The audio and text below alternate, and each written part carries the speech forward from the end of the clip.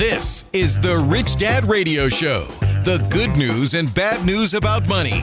Here's Robert Kiyosaki. Hello, Robert Kiyosaki, the Rich Dad Radio Show, the good news and bad news about money. Today, we have a very, very important show. Like all our shows are important, but we also have a very important guest. His name is Rick Rule, and when Rick Rule speaks, I listen because he and I are the more senior citizens left in this industry. And you know, Rick, every time he speaks about gold or resources or uranium or copper, silver, I listen. It's called commodities. But today we're not going to go. He did a great job with Danielle Gamboni on Stansberry. It was a fabulous show, Rick. And then another one with George Gammon on Rebel Capitalist. It was a fabulous show. And you covered what to do, but how to do it. And since you and I are the senior citizens, I'd like to go why we do it. And I think the why today is we'll get, hopefully, people motivated to make some changes if they haven't started investing in precious metals or commodities. Anyway, welcome to the program. Welcome, Rick. And I just want to say, really happy to have you on this show. And one thing I love about you is you are a wealth of information, and not just resources, but a lot of things. And people are going to want to listen to this show many, many times because I know there's going to be a ton of information. But you're also an investor, and you've also got your own portfolio. And you're a real. We talk about real teachers and fake teachers. You're a real teacher because you're doing what it is you're talking about, and we so appreciate that. Flattery will get you everywhere, young lady. Thank you. I try. So Rick, I want to give you a little bit of my background, or our background is I started getting into silver when I was like 1964, when I saw that copper tinge go around the dime. So I bought my first precious metal at 10 cents, you know, because I started changing the copper dimes in for real dimes. And then I was buying quarters and then $50. And I still have that bag until my mother spent it. And then I was flying in Vietnam in 1972, the year Nixon took the dollar off the gold standard. And I flew behind enemy lines in Vietnam to a gold mine. I was reading the maps, as a helicopter pilot, and said, oh, they have gold here. And so I went behind enemy lines to talk to this gold dealer. It was a little tiny Vietnamese woman with red teeth. And I said, she wanted, I think it was at $50 approximately, gold, and floated from 35 to 50 after Nixon took the dollar off the gold standard. I tried to get a discount. You don't do that, I know you're laughing at that one. You get a discount from a gold dealer? That's not heard of. And she told me this one word, spot. Que pasa? What is spot? But ever since then, and then I went over to Hong Kong. I bought my first Krugerrand. This is an important point for many people to understand about silver and gold. I bought that Krugerrand in Hong Kong in 1974. I had to smuggle it in. And I want you guys to hear this, because Rick will understand where I'm going with this thing. They made me smuggle it in because it was confiscated, I think in 1933 or something. And today, because of what Nixon did and the Fed and all this stuff, what Charlie Munger, who's Buffett's partner, is talking about is hyperinflation. And I think that's why the why is why you'd better start buying some gold and silver or uranium or copper, getting into things that what Jim Rickards called things that last. So with that, and one more thing is that Kim and I own no equities. We're about 95% private. So we don't own ETFs and all that stuff. We own the gold mine. So Kim and I secured a gold mine in China, the biggest gold mine in China. And they confiscated it, just like Roosevelt took the gold. I think you had a similar experience in California, Rick. Yeah, we could do a whole show on political risk. So there's more to gold and silver than just what the moving average is and all that stuff, And the last thing is, then we found a gold mine in Argentina, and then Kim and I sold it to Yamana. So we don't have public shares; we have private. And I still eat Chinese food, but I'm not happy with the Chinese. So with that said, I hope I've teased your mind as to why the heck Kim and I are fanatical, gold, silver, and today a little bit of Bitcoin, simply because I don't trust the Fed, I don't trust the Treasury, and I don't trust the government. So, Rick, welcome to the show. Have at it, Rick. Yeah, I mean, you've summed it up very well. I think perhaps given your history, we do need to do a little how. I wouldn't suggest that anybody who's listening to this commandeer a helicopter, fly behind enemy lines, and try and do a private transaction with a gold dealer with betel-stained teeth. Nor normally is it good practice to attempt to buy a gold mine in a country that has even more fascist communist leanings than our own. Good point. I actually like public shares because if I make a mistake, which is not uncommon, I can address it very quickly with the quick click of a mouse, painfully, but quickly. But let's get back to your question as to why. Precious metals have moved up in price over the years for many reasons, most of them not good. It has functioned for years as a medium of exchange and a store of value. And that's important to know. Most mediums of exchange that we use are abstractions, floating abstractions. Our mutual friend, Doug Casey, once said that the dollar is an IOU nothing, and the euro is a who owes you nothing. They're, in fact, promises printed on a piece of paper. Gold isn't a promise to pay.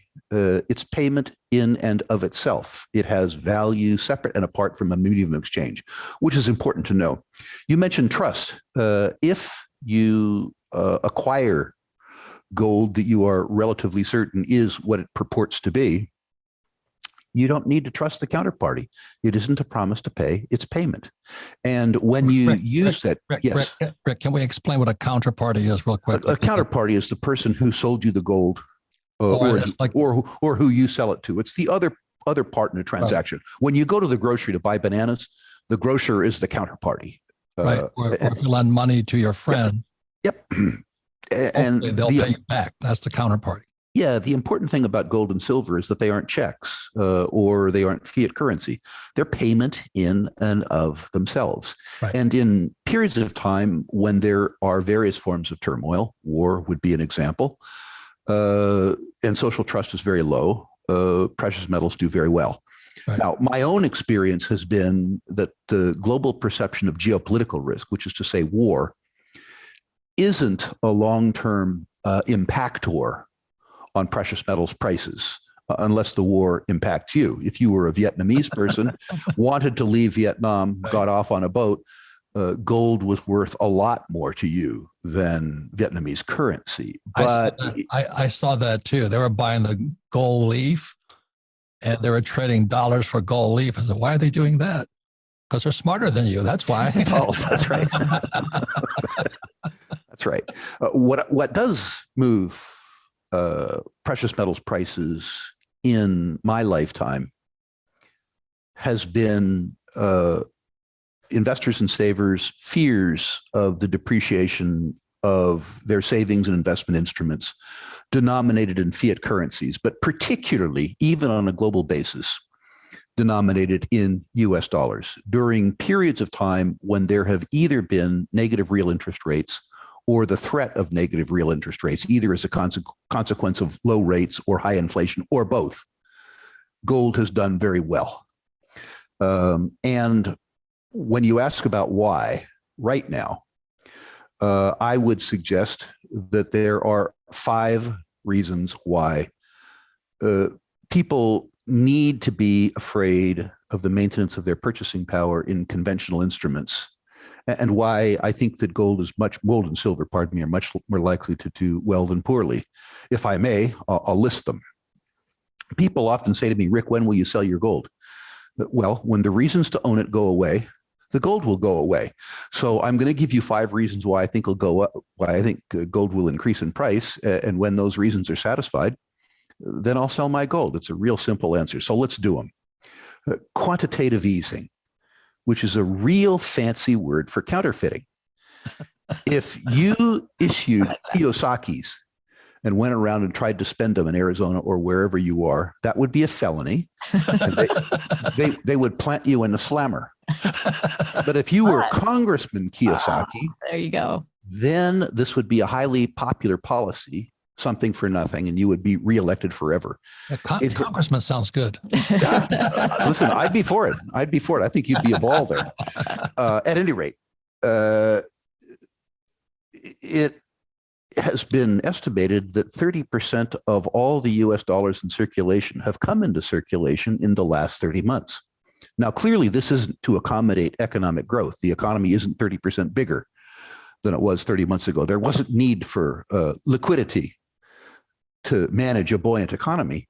And when you increase the supply of something without increasing its utility, of course, you depreciate the value of the existing stock. There's just no arithmetic way around this. So quantitative easing is the first reason, I think, why investors are concerned about the efficacy of their savings in conventional instruments. But it gets worse, of course. The next is debt and deficits. And this is arithmetic again, too. We have the dubious honor of having crossed $30 trillion in on-balance sheet liabilities. Admittedly, only $22 trillion net of counterfeiting. In other words, the Federal Reserve's balance sheet is $8 trillion. That was printed up. So, but let's use the 30 trillion. It's their number. But more importantly, Robert, and you and I are partly to blame, the net present value of off-balance sheet liabilities, entitlements, Medicare, Medicaid, Social Security, all that stuff.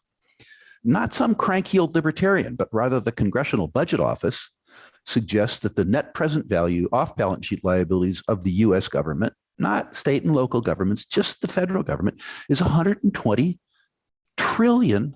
That's 12 zeros, okay, after the 120. I mean, it's a big, big, big number. And we propose to service that debt with a budget that's in a deficit $3 trillion a year. I was taught as a young man, when you're in a hole, stop digging. But that is not what's happening. Many, many, many observers, Buffett included, has said, we're not going to pay this off. We're going to reschedule it. Any creditor, and I'm a creditor, who looks at a borrower, the U.S. government, that has debts that they can't service and they're continuing to refinance them, becomes concerned about their principal. An investor's principal is the savings, the maintenance of the savings in U.S. dollar denominated securities. But it gets worse. The worst is negative real interest rates. For the first time, Robert, in your life and mine, the government has made a promise to you that they're going to keep, and I'll explain that promise. If you lend the government money in the U.S. 10-year Treasury, the base security in the world, the most important security in the world, they promise to pay you 2%, and they will, because they can print it. They don't have to earn it. They can print it. They promise to pay you 2% in a currency that, depending on which government agency you read, is losing its purchasing power at 6.5% a year or 7.5% a year. So they solemnly swear to reduce your purchasing power by 4% compounded a year for 10 years. And they will keep that promise. If you give them money now, they will give you back less later. They're guaranteeing this, and they will do it. Our mutual friend Jim Grant calls this return-free risk. And the whole concept of return-free risk, the whole promise that the government make you less rich if you give them money, is the real reason why people might own gold. There are two more reasons that are arithmetic too, and hopefully amuse you just as well. The first is that the market share of precious metals is the lowest that it has been in my lifetime. Let's face it, we've lived through 40 years of pretty easy economic times. You, as an apartment building owner, every 5 years get to refinance at a lower interest rate. The capitalized value of your rents relative to your cost of capital is certainly low. Sadly, that's over. We've learned in the last 40 years that we don't have catastrophes, so we don't need to own gold. The consequence of that is that the market share of precious metals and precious metal securities relative to other savings and investment assets in the United States is less than 0.5%. Less than 0.5% of the value of savings and investment assets in the United States is in precious metals or precious metals securities. The 3-decade mean is between 1.5% and 2%.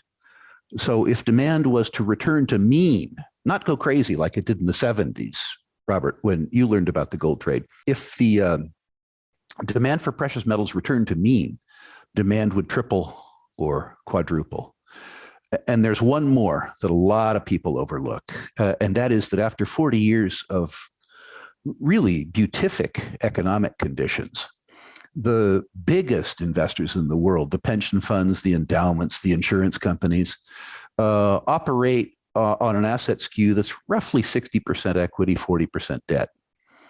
And that's worked well for them. The debt has been the stability. The debt has been the stable income. The debt component is a real anchor in a positive sense to the returns that they've promised their beneficiaries 20 or 30 years out. That's all different. But Rick, when you say debt, are you talking about bonds? Bonds, mortgages, debt instruments. Right. It could be bonds, mostly bonds in the case of these big institutions, but also long-term fixed rate mortgages. And this is really where the rubber meets the road. If you are a great big pension fund and 40% of your portfolio is giving you a guaranteed negative yield, compounded, the ability that you have 20 years from now to meet your pension obligations or to service a whole life policy or to fund the maintenance of the Stanford University or Harvard University or the ability of Norges Bank to look after the well-being of Norwegian citizens 20 years or 30 years from now is gone. It becomes an anchor in a pejorative sense. If you look at debt markets today, even the junk bond index, where you're taking real credit risk, is yielding 4.7 in a currency where the purchasing power is deteriorating by 6.5. It's almost as though you're guaranteed losses twice, once on the instrument and once on the currency.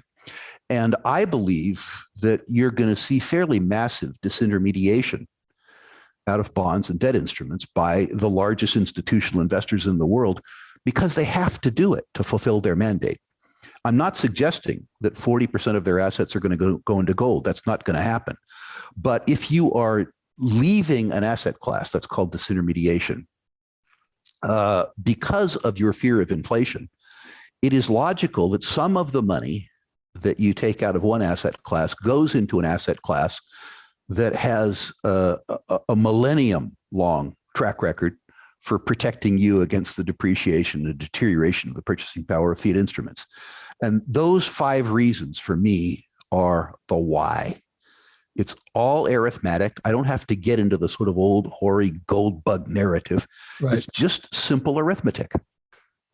So as FYI, this is one of the books that we came out with is Who Stole My Pension? And with Ted Siddell, he's a whistleblower on public pensions. Mm-hmm. Went after UPS and United Airlines, airline pilots. I think that's wonderful. We could do a whole different show on pensions. We don't have time for it today. They're in trouble. They're in trouble too. Think about yourself, Robert. I mean, if I were a guy that was managing a big endowment right now, I'd probably quit. Yeah. The idea that the people who fund the pensions and the endowments are assuming a 7 or 7.5% return. First of all, the assumption doesn't work. It's not going to happen. And second of all, if you're succeeding in earning a 7.5% return, which most of them don't, you're only treading water. And on a net present value basis, if you tread water 20 years from now, you're drowning. And people need to understand that. And people, as you have schooled for years, people need to take control of their financial present and their financial future, because the big thinkers neither will or can. And so the real why around precious metals, I think, is self-defense. Yeah, absolutely. Absolutely. So when we come back, we're going to part 2 with Rick Rule, but I want people to pay attention to this. Listen to this trend. There's more to precious metals like gold, silver, even Bitcoin than meets the eye. There's a reason why, and it's a very big reason. And also when we come back, Rick, I'd like to talk to you more about the macro and what you see in the macro world and what you specifically are doing and what people who are watching can do as well. That'd be great. Okay. Thanks. So we come back, we'll be more with Rick Rule on why and what you can do. Out here in Phoenix, the cost of rent has gone up 28%. Thanks to record inflation, almost every living expense has gone up. And inflation can erode your personal wealth too. That's why I think investing in assets that offer protection from inflation is critical. There's an overlooked asset that some experts say is a good store of wealth today. When volatility raged in 2020, its prices outpaced 10 other major asset classes, according to Citi.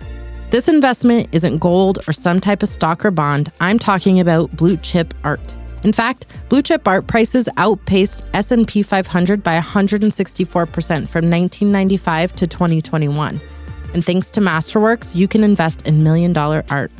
To add this asset to your portfolio, visit masterworks.io/richdad for priority access. That's masterworks.io/richdad. And see important disclosures at masterworks.io/disclaimer. Welcome back, Robert Kiyosaki, the Rich Dad Radio Show. Good news and bad news about money. You can listen to the Rich Dad Radio program anytime, anywhere on iTunes, Android, and YouTube. And please leave us a review whenever you listen. And all of our programs are archived at richdadradio.com. We archive them because we don't sell anything. We're an information education company.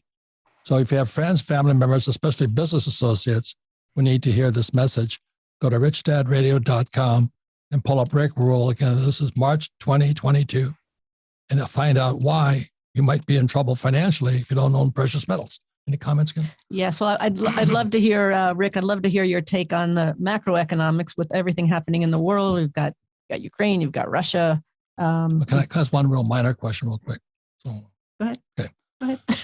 I'll come back. As I said, Rick, I told you, I don't own paper. I have nothing that's a derivative. I know I have 90% in hard assets, gold, silver, real estate, things I control. And when I have gold, we bought the gold mine. So we owned the whole damn thing. And then we sold one. But then when I talk to other guys who are more paper asset guys, like financial planners and all that, and this was one famous guy, I won't mention his name on our air because he's always on our program. He says, you got to buy U.S. Treasuries. And I'm going, what? And so with your background, with your banking background and all that, or bonds, should I say, I don't know what you call those things. I don't like them. When somebody is being told by either a financial planner or some experts say to buy bonds, treasuries, and all that, because they're safer and all that, what do you say? I think you have to segregate, first of all, when you're buying bonds, between long-term bonds and short-term bonds. The long-duration bonds, the idea that you would subject yourself to negative real interest rates is stupid. You forego consumption in favor of somebody else, and you take the credit risk. And in return for that, they give you back less money than you gave them. This is not a force of nature. It takes Congress to do this, right? Short-term debt is something very different. It's liquidity. I have had periods of time in my life, Robert, when I had no cash. And I've had periods of time in my life when I had a lot of cash. And I was happier and slept better during periods of time when I had a lot of cash. I consider cash to be a soporific, and I like to sleep.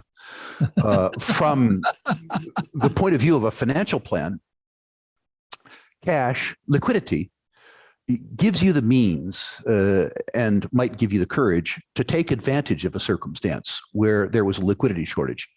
Going back to 2008, late 2008, 2009, were very good investing periods for me because of the liquidity crisis. I maintained a lot of liquidity going into that, and I was able to buy assets because I had the ability, and because I had the ability, I had the courage. The consequence of that is that ever since I've been running fairly high cash balances, even though the cash guaranteed diminished returns in the near term on my purchasing power. I consider the negative real interest rate that I suffer to be an option premium. Because the cash gives me the tools and the courage to take advantage of any future crisis in confidence or crisis in liquidity. And I actually think that a crisis, while not a certainty, is a probability. So I understand that on my cash holdings, I'm losing 4 or 5% a year in purchasing power. But I think the circumstance might come about in the next 2 or 3 years where the consequence of having that cash is 50, 60, or 100% returns on capital employed by deploying that cash. So let me poke holes in my theory. Like I said, that little Vietnamese woman in 72, and she wouldn't sell me the gold at a discount. I couldn't believe that. I was just asking for $5 discounts. She wouldn't do it. I saw the Vietnamese running with a gold leaf, not US dollars. And then I go to Hong Kong and I buy my first Krugerrand. I still have that Krugerrand. I paid $50 for it. It's in Switzerland now, but that Krugerrand is now worth approximately $1,900. So I'm always saying to Kim, I want you to poke holes in my logic. I don't save cash. I save gold and silver. And if I ever need the cash, I think gold and silver are liquid. Is that erroneous or? No, gold and silver are extremely liquid. They're one of the most liquid asset classes in the world. I'm a lender, and I love lending against gold and silver, particularly gold and silver where I control rather than the borrower controlling the collateral. They're enormously liquid. I live in a circumstance that, even given the problems that we face today, is substantially more civilized, more benevolent than the young Vietnamese woman who, the choices that she had in terms of her savings and her business were limited compared to the choices that you and I exhibit. Also, because of the asset classes that I deploy capital into, include what you would call derivatives, what I would call securities, having access to cash to access securities markets without having to sell my gold or silver is convenient for me. Interestingly, because as an example, I'm the largest shareholder of Sprott, a large financial services concern, which is built around gold or silver. A financial planner would tell me that I didn't need to own any gold, that my life was already leveraged to gold. But again, owning physical gold makes me sleep better. Right. I'm 69 years of age. I like to sleep. And I consider, like you do, gold and silver to be cash, good cash, but it's volatile cash. The problem breaks down with some in your audience, Robert, because if they own gold and there was a liquidity crisis and the price of gold temporarily fell, they would be less inclined to sell the gold and turn that into an asset, which they could then use to buy another asset. Many people, although they own gold, don't regard it as liquidity. They don't regard it as cash. And if let's say that their average cost in gold is $1,800 and the price falls to $1,500, the price of another asset that they want to buy fell by half, but they feel this strange compulsion not to accept a small loss in cash to take advantage of a bigger opportunity. So in that sense, psychologically, right, for many people, precious metals aren't cash. I don't suffer that same circumstance. For me, it's good cash. It's volatile cash. I, like you, have had some precious metals for a very long time. And it's lovely to see my savings appreciate as opposed to depreciate. Right. Yeah. So the other thing that would work, because we're real estate guys. I'll get in there. But Go ahead. if we need cash, we borrow money. Understand that in the wrong set of circumstances, Robert, and I hate to attract your core thesis. If the government decided that they didn't like the use that you were putting your real estate to, you would find that you didn't own it. That rather you had a conditional use permit. I'm not saying that real estate is a bad asset class. I guess I'm saying in the face of government, every asset class is bad. And by the way, I'm just saying my cash comes from debt. I mean, the idea the lovely thing in real estate from my point of view, I'm no good at it, but it's treated me well. The idea that my return on capital employed increases with inflation while my cost of capital, which is to say my mortgage, stays fixed. Right. I love it. I love debt. A gift from God. I know. Just a gift from God. Thank you, Rick. Okay. So you've touched on a lot of points I wanted to a lot of points I wanted to make going back to 2008, and given the circumstances today with Ukraine and Russia and China and Taiwan and QE and inflation, and you saying that you're holding cash. A lot of people we know, and we are holding some cash. And you're talking about 2 to 3 years, there's going to be opportunities. Can you expand upon all of that? I can't. I don't know where the opportunity will come. I really can't. My crystal ball is cracked and cloudy.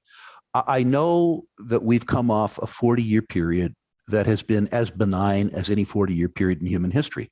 And I believe that some of the benefits that we saw over the last 40 years, globalization and free trade, the demographics of the baby boom, technology, but particularly declining real interest rates, are over. Yep. And I don't know how that manifests itself. I know that as the world becomes more political, as people begin to believe that the allocation of utility in society should occur by government rather than by delivering utility to the customer, that the world will become more political and hence more hostile. People will come to believe that other people owe them something, irrespective of the utility that they've delivered. And that's not a recipe for peace. I don't know where or how that will manifest itself. And I hope I'm wrong. I hope it doesn't manifest itself. But separate and apart from the macro, the simple arithmetic around the fact that the political equation around quantitative easing, debt and deficits, and negative real interest rates is broken.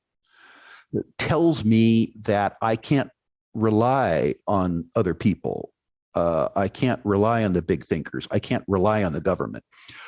While I don't know how the disruption will manifest itself, and I hope it doesn't until I shed my mortal coil, it isn't the way that I'm prepared to bet. It just isn't the way that I'm prepared to bet.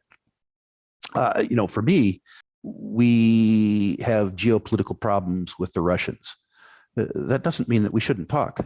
It doesn't mean that we should rely on vilifying the Russians to solidify the political base that some people might have in the United States, or to set up geopolitical blocks in the world that make people hate each other and want to shoot each other. That just feels to me to be pathologically stupid. Robert, you saw that in its rawest form earlier in your life, and there's no part of it that's good.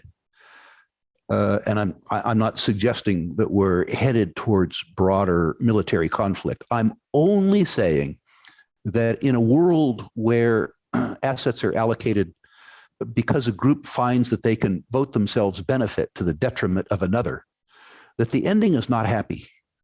No. You get value in real estate because you deliver value for your tenants. You outcompete the guy who has apartments down the road based on price, based on location, based on amenity. Your customer is free to come to you and free to go. A taxpayer doesn't have the same freedom. You have no enforcement right to make somebody rent your house. But if a taxpayer doesn't pay tax, they come and haul him off to jail. They go to take his property. And if he resists them taking his property, they either incarcerate him or kill him. Right. Those are very different value propositions. It's well, like what Trudeau's doing and all that. That was taken to bank accounts. It's incredible. Which is why I want to go back to up until 1974, it was illegal for Americans to own gold. Could you explain to the people listening and what happened? Why was that? There's a wonderful economic saying, and I forget whose quote I'll steal. Good money drives bad out of circulation. Roosevelt wanted to greatly expand the role of government in the American economy. He believed, for some reason, that the big thinkers would do a better job of healing the excesses in the economy than individual people. I'll leave that aside. He knew that given the greatly increased level of public expenditure and the inability of the citizenry to pay for it on a current basis, that anybody who could add or subtract would sell US dollars in favor of gold. He couldn't stand the competition. And so very simply, rather than try to convince the citizenry of the future of the country and the efficacy of the currency, it was more convenient for him to coerce than to convince. Remember, and I hate to sound like an anti-government kook, although I am, governments have a monopoly, Robert, on force and violence. Right. You saw that in Vietnam. Right. If I had become angry at the North and I had commandeered a helicopter myself and flown it over there and gone and shot people as a private citizen, Nixon wouldn't have had any sense of humor at all, but he made you do it. And so you need to understand that at its most basic, government is about coercion. Mr. Roosevelt knew for sure that he couldn't convince people to allocate money politically away from their family to somebody else's family. And the only way that he could do it was to coerce them. Chairman Mao, describing politics, famously said that all political power ultimately flows from the barrel of a gun. Right. Exactly. What's the possibility of confiscation again? If what Trudeau just did, and like one of the things when people say, well, you should have known gold because Roosevelt's going to confiscate it again. Well, he's dead. But anyway, I hear that all the time. I think the probability of confiscation is extremely low because there are other safer, more popular ways for them to steal from you. Negative real interest rates are popular. Yeah. Deficit spending is popular. I mean, if you look at the way the U.S. economy is structured, what we're doing is stealing from our children and grandchildren. They can't vote. They aren't here.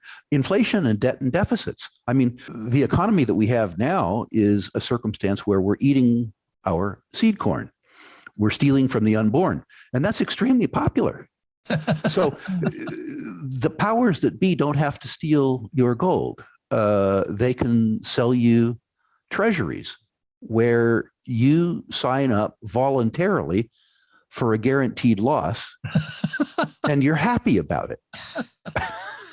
Why would you, particularly in a country with 400 million guns in private circulation, why would you take the risk of actually overtly stealing from people when they're dying to be stolen from covertly?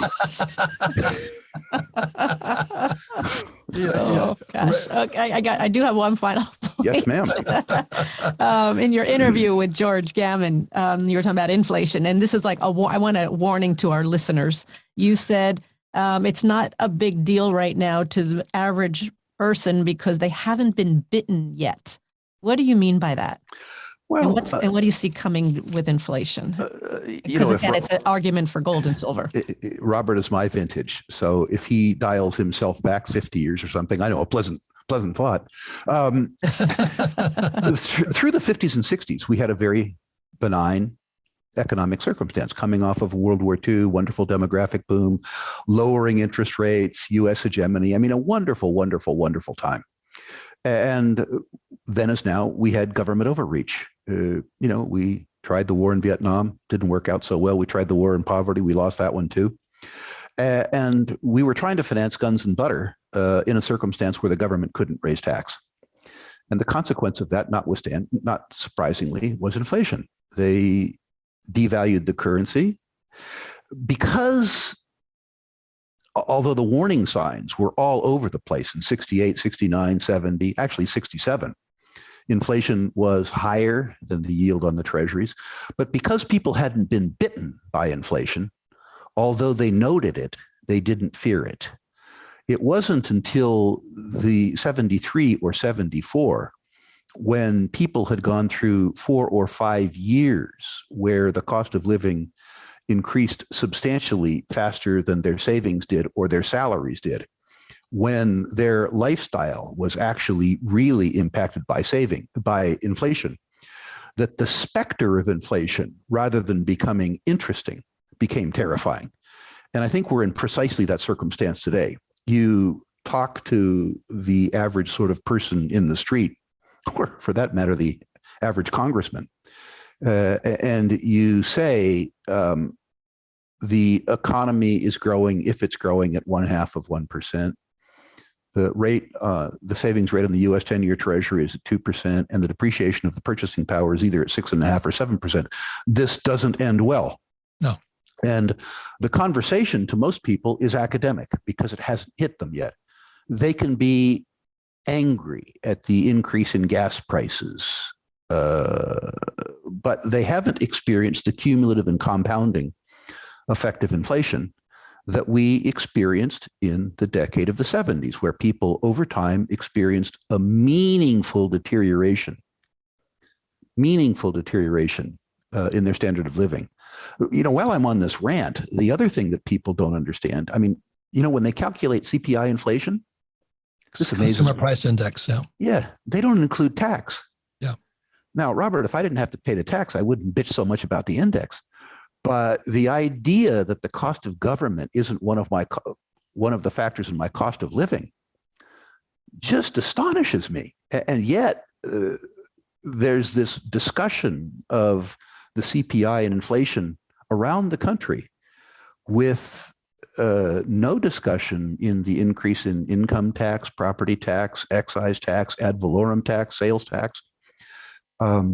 It astonishes me. And I think the fact that we have lived through 40 benign years has led us to believe that these things are issues rather than problems. I think they're problems as well as issues. Thank you. Well, Mr. Rule, thank you very much. Thank you very much for your wisdom. We have to get you back on again. But I think you should be on Saturday Night Live as a stand-up comedian. That's really what it is. America needs to laugh a little bit. Yes, we do. You've stopped laughing. I like to laugh. Robert, if I might make an offer to your listeners, is that permissible? Please. Oh, yes, please. Oh, man, excuse me. You know, in interviews like this, I like to engage directly with the listeners, and I give people an incentive to do that. Any of your listeners who care what I think about their natural resource investments, which is to say their portfolio, are invited to find out. Go to a website, ruleinvestmentmedia.com. Enter your natural resource stocks. Please no cryptocurrencies. Please no tech stocks. Please no pot stocks. Just resource stocks. I'll rank them 1 to 10. I'll comment on them if I think my comments are have any value. Fantastic. That'd be fantastic. If you mention charts, I'll send you the 60-year Barron's Gold Mining Index, which is the best pictorial representation of the gold equities market I know. And I'll send you a 110-year commodity chart, which talks about just how cheap oil, copper, wheat, all those things are relative to asset classes going back 110 years. Ruleinvestmentmedia.com. If you care about the charts, say charts. Perfect. Thank you. That's very generous of you, Rick. Thank you. Pleasure. Congratulations on the new bank. Wish you the best on it. Thank you. Well, you'll like the bank. We invest, as an example, in real collateral. We take deposits from real people. We don't use derivatives except to hedge the interest rate. We don't do time spreads, meaning we don't borrow short and lend long. It's an old-fashioned bank, one that has money in it.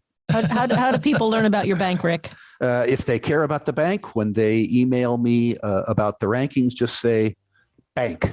Keep it simple. I like it. I like it. Great. Thank you, Rick. I think pleasure. You really missed your calling. Well, you please have me back and bring out the best or the worst in me as you see fit. Thank you. I really appreciate it. Thank you. And as I said, listen, everybody listening, listen to this again and again and again, because this was a ton of information and great information going forward. Thanks. So we come back, we'll be right back with a wrap up. Again, Rick, thank you very much. Thank you. Thank you.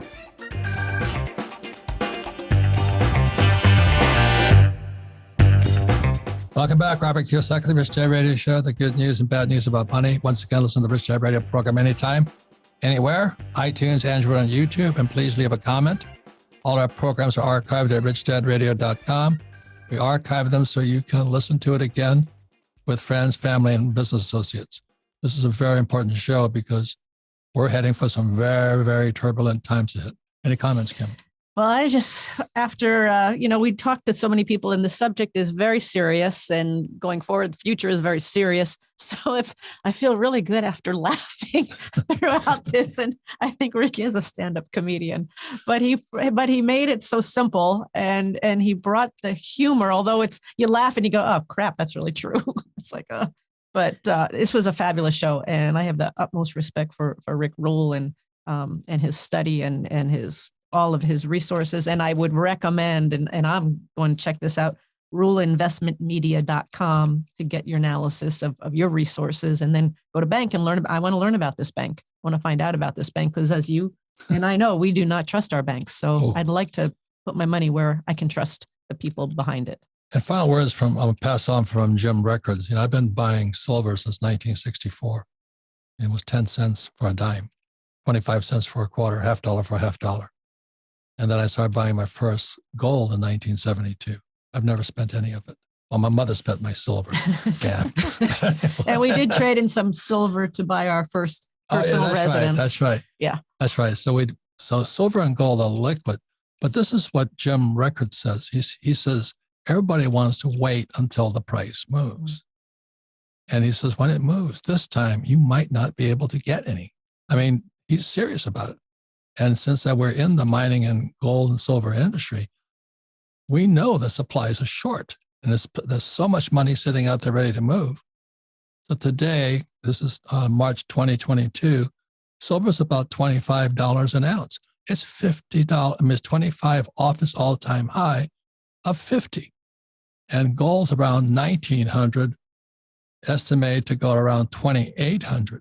So I'll wait till it goes to 2,800. You got to be nuts. So, what Jim Rickard always says is, well, give me a call when it starts to move. By the time it moves, you'll be sound asleep. So this is a very precarious time. Charlie Munger, Warren Buffett's partner in his 90s, said this is very dangerous because inflation is coming.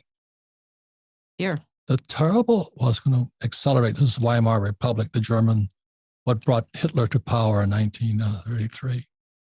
But this is a very dangerous time. I wouldn't be saving, I wouldn't be holding dollars for the long term. I'd be holding silver, especially because silver you can spend. It's liquid, the same as gold, same as Bitcoin if you guys are into it, but it's a little expensive today. But anyway, this is not a time to be thinking about it. Final words? No, well, other thing about silver is it's used in so many things. And just look at solar panels. You need silver to make solar panels. You need silver for a lot of things in your computers and your cell phones. It's a use. And I only see that increasing more and more. And as the experts will say the same. So there's a usage for it. So why don't you tell the story of we trading a silver in to buy our first house? Well, so we didn't have any money, but we had a closet full of silver because we were saving silver. We were saving silver instead of cash. We would cash in our money, our physical currency, and we would buy silver bars. So when we were buying our first house, of which we had no credit and we had no money, so how that happened, I still don't know. But the broker called and she said, you need $23,000 for your down payment tomorrow. And I'm like, tomorrow? I don't have $1,000. We don't have $1,000 in the bank. And then I opened our little closet door in our bedroom and here's this stacks of silver bars. So literally I filled up these brown grocery bags with silver bars and took them to the precious metals dealer right down the street and cashed them in. And that's how we bought our first house. So you criminals out there are saying, well, I think I'll visit Kim at Robert's house. We don't keep it at our house We're anymore. not that stupid anymore. Our gold and silver is at jet airports where we can move from country to country at high speed. So that's how paranoid we are.